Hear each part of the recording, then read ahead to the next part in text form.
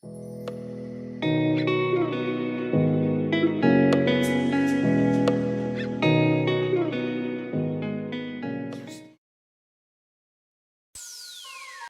8 tokoh spiritual yang dinilai ditakuti dukun santet.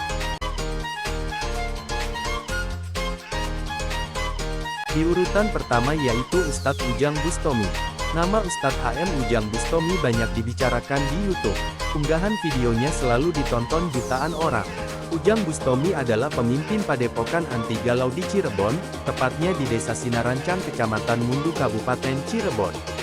Yang membuat orang penasaran dan suka menonton tayangan di channel Kang Ujang Bustami Cirebon adalah kontennya berkaitan dengan mistik. Jumlah subscribernya di channel tersebut sebanyak 6,66 juta. Ustadz Ujang sering sekali berkelahi secara kasat mata dengan dukun santet di berbagai daerah dan mengusir setan belek, setan engklek, baik di Cirebon dan sekitarnya maupun ke daerah lain seperti di Jawa Timur. Setiap kali bertarung atau membuat video, Ustadz Ujang Bustami selalu melantunkan sholawat Nabi. Saat bertarung dengan dukun santet pun, sholawat pula yang ia bacakan dan bisa mengalahkan dukun-dukun tersebut. Bacaan sholawat Nabi ini kini sering disenandungkan dan dilantunkan para penggemar Ustadz Ujang Bustami.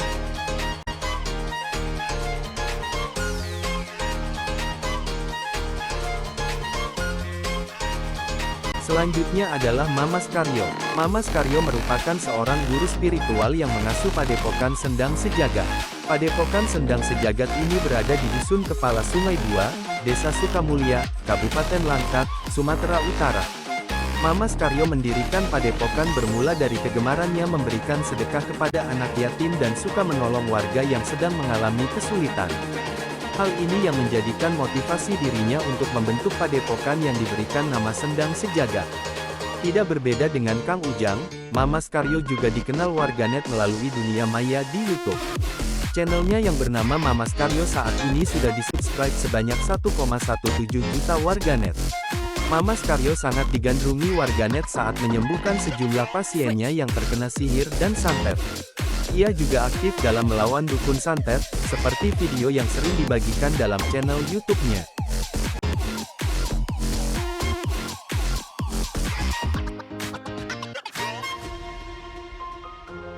Gus Idris Almarbawi atau yang akrab disapa Gus Idris ini tinggal di Desa Babadan, Kabupaten Malang.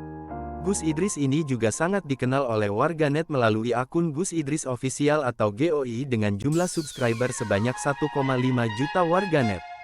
Gus Idris merupakan pengasuh pondok pesantren Thoriqul Jannah.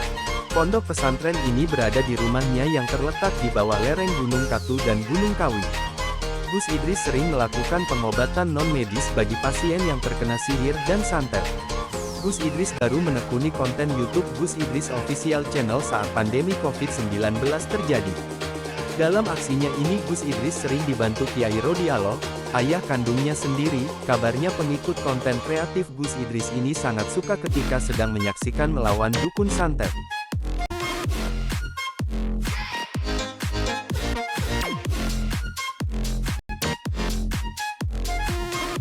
Fenomena Ningsih Tinampi yang tampil sebagai dukun yang menawarkan pengobatan alternatif ramai menjadi pembicaraan masyarakat.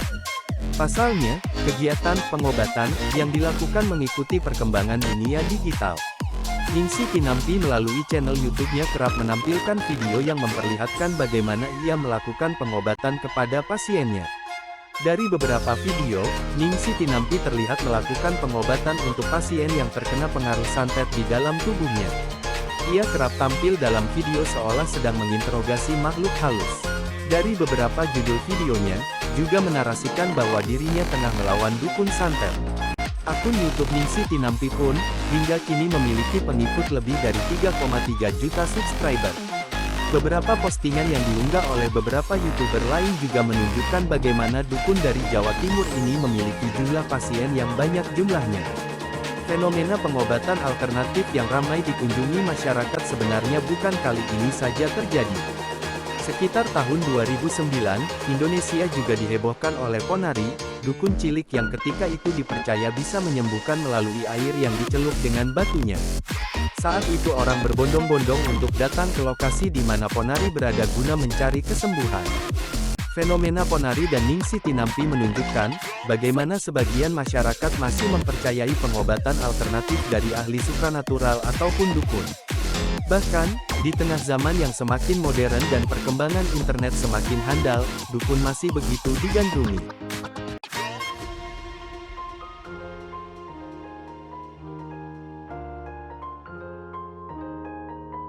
Nah, kalau yang ini sedang sangat viral saat ini. Sejak viralnya perseteruan Gus Samsudin Jadab dengan pesulap merah, nama Gus Samsudin banyak diperbincangkan oleh warganet hingga saat ini. Lantas siapakah Gus Samsudin Jadab ini? Gus Samsudin Jadab adalah pengasuh Padepokan Nur Zat Sejati, Majelis Sholawat Siri Al-Laduni di Desa Rejowinangun, Kecamatan Kademangan, Kabupaten Blitar. Gus Samsudin Jadab masuk ke dalam jajaran sosok guru spiritual yang sering muncul di kanal YouTube. Sosok Gus Samsudin mulai banyak digandrungi warganet. Hingga saat ini sudah ada sekitar 1,61 juta subscriber pada channel YouTube-nya. Gus Samsudin juga menjadi konten kreator YouTube dengan nama channel Padepokan Nur Zat Sejati. Dalam kontennya, Gus Samsudin memperlihatkan kemampuan ilmu kanuragannya untuk melawan dukun santet dan sihir hitam. Dalam setiap pertarungannya, Gus Samsudin selalu membacakan sholawat Nabi. Gus Samsudin menjadikan YouTube sebagai media dakwah melawan kebatilan. Salah satu yang sangat gencar dikampanyekan Gus Samsudin adalah perang melawan kemusyrikan berupa ilmu hitam, santet dan sihir. Dan kabarnya sekarang Gus Samsudin menghentikan aktivitasnya sementara, karena masyarakat desa setempat ramai mendatangi padepokan miliknya dan menyuarakan padepokan miliknya ditutup.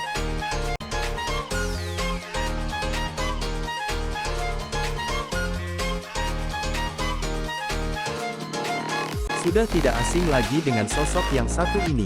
Ki Pranalewu merupakan seorang paranormal yang dikenal memiliki kemampuan mendatangkan sosok-sosok gaib.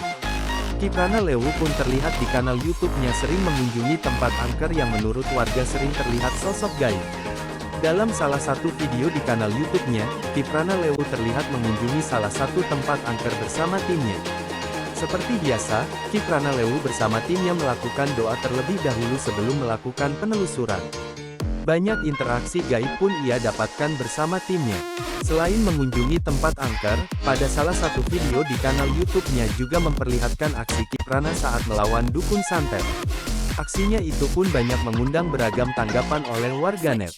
Hingga saat ini channel YouTube yang dibangun sejak dulu sudah mendapatkan 4,1 juta subscriber.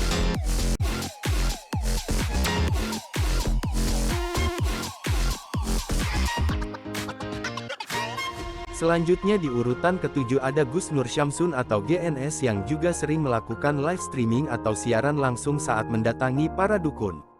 Beberapa videonya menunjukkan jika ia berduel dengan beberapa dukun secara kasat mata. Channel YouTube Gus Nur Syamsun sendiri sudah ada sejak tanggal 13 April tahun 2015 lalu. Sederet video yang diunggah selalu ditonton puluhan hingga ratusan ribu kali. Total, sudah lebih dari 18 juta kali video-video yang diunggah telah ditonton. Gus Nur Syamsun dalam channel YouTube-nya memiliki subscriber sudah mencapai jutaan. Sama halnya dengan Ujang Bustomi dan Gus Samsudin Jadab, sudah tak terhitung dukun santet yang berhasil ditumbangkan oleh GNS. Dalam beberapa sumber yang dirangkum menyebutkan, GNS dulunya mantan preman yang sudah insaf.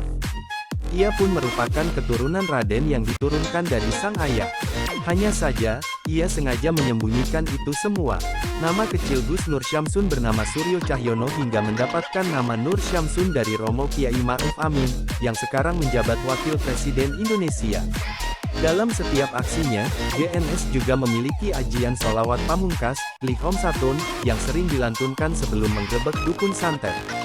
Sholawat Lihom Satun sendiri dipercaya sebagai penangkal wabah dan penyakit menular dan mampu menangkal berbagai energi negatif jika diamalkan.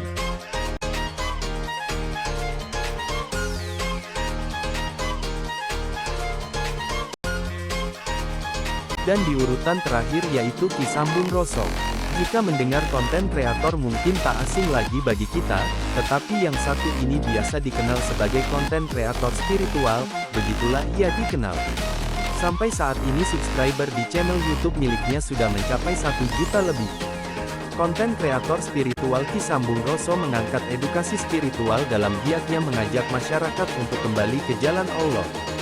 Pria tampan yang satu ini mengenakan belangkon putih berekor nampak tidak menunjukkan sikap magis atau menyeramkan seperti layaknya tokoh spiritual yang kental dengan nuansa magis. Tetapi ia adalah seorang spiritualis yang mengajak masyarakat yang belum ke jalan Allah untuk bertobat. Misal seperti postingan di channel YouTube-nya saat melawan dukun santet. Setelah berhasil melawan dukun tersebut, ia tampak membujuk dukun itu untuk bertobat. Yang lebih menarik lagi, di dalam kontennya ada unsur hiburan sehingga tentu memikat hati pemirsa atau penikmat kontennya, terlebih kaum milenial. Konten channel YouTube-nya yang terakhir mengangkat topik tentang kisah teman-teman jalanan, preman, tukang palak, penjudi, pengguna narkoba, begal yang tentu akan menambah wawasan dan kita, para pemirsa akan mengenal sisi humanis dari profesi yang bagi masyarakat umum dianggap hal yang mengerikan dan dianggap sebagai sampah masyarakat. Di tangan kreatif Ki Sambung Roso, kisah mereka yang cenderung dianggap sebagai sampah masyarakat, diangkat lebih menarik dan kita tentu akan dapat memahami apa yang menjadi latar belakang mereka melakukan hal-hal negatif, terungkap dengan pemahaman dan pencerahan yang dilakukan Ki Sambung Roso melalui konten kreatifnya. Itulah 8 tokoh spiritual yang dinilai sebagai penakluk dukun santet. Bagaimana menurutmu?